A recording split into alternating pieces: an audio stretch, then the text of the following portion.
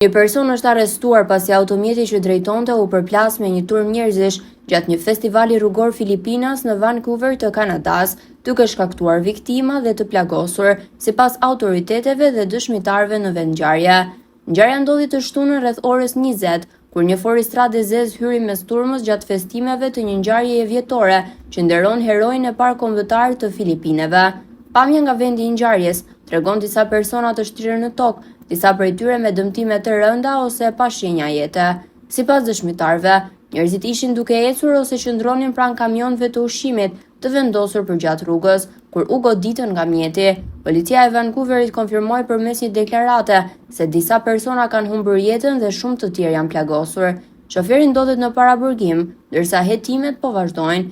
Nuk është ende e qartë nëse ngjarja ishte aksidentale apo një akt i qëllimshëm. Megjithatë, Don Davis, deputeti i distriktit Vancouver Kingsway, e përshkroi incidentin si një sulm të tmerrshëm.